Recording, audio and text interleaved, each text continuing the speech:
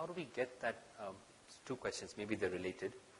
You mentioned positive stress and negative stress. Positive stress is, I'm sitting here, I want to go out of the door, I'm not at the door, I've got this stress, I start moving towards it. So there is stress, but I appropriately engage with that stress moving towards my location. But there's negative stress. I want to go out of the door, but damn, I don't know, this seat is so comfy, I'm going to sit here as well. I've got two conflicting things that I want to do at the same time.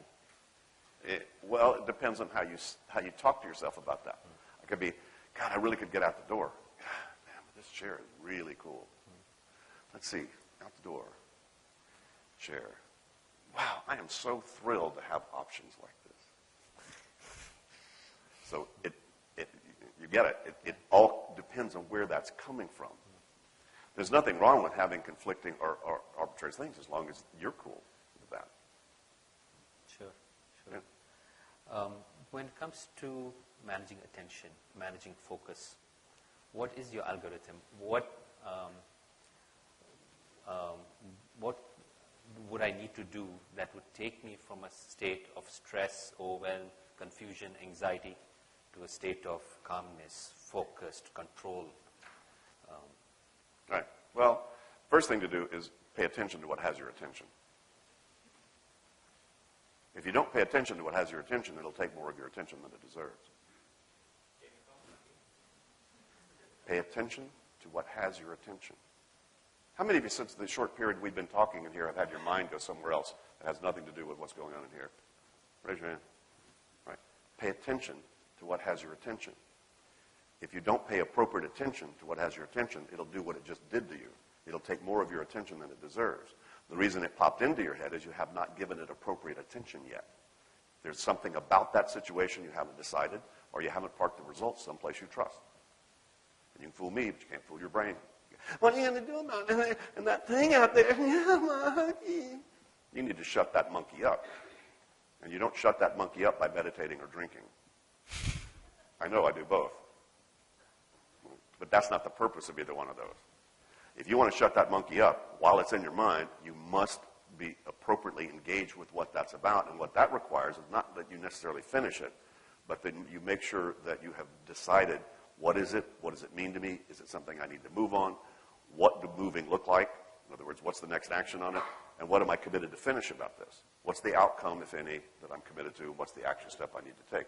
That's the thinking algorithm that I discovered that you actually have to apply, which takes cognitive horsepower, not a lot.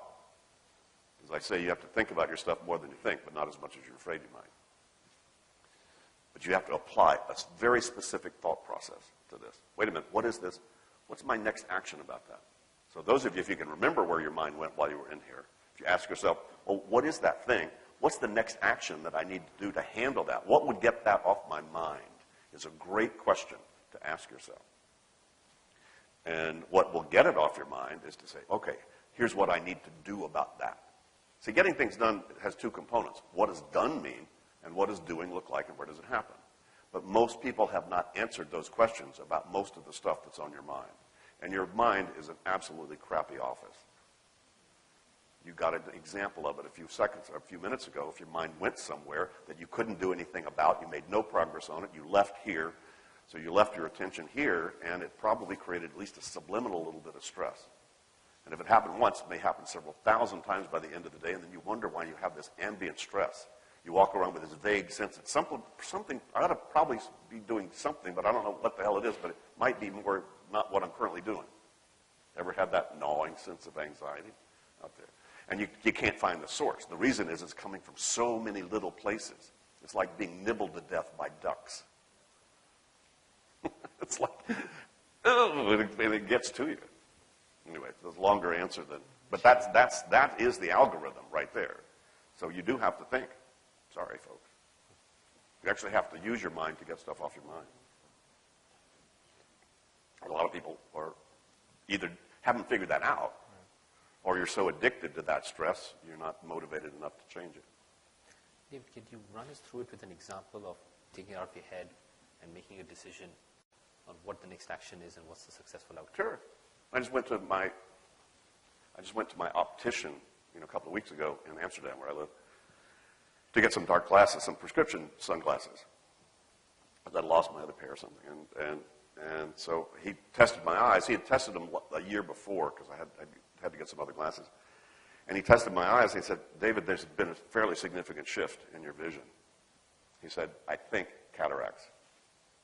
He said, I don't know because he's not an ophthalmologist, he's just an optician. He said, you might want to go check that out.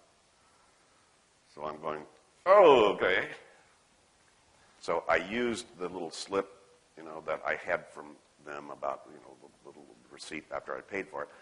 That little receipt went into my traveling in basket because I knew that would be then a trigger for me to pick that up and figure out, okay, what the heck am I going to do about this?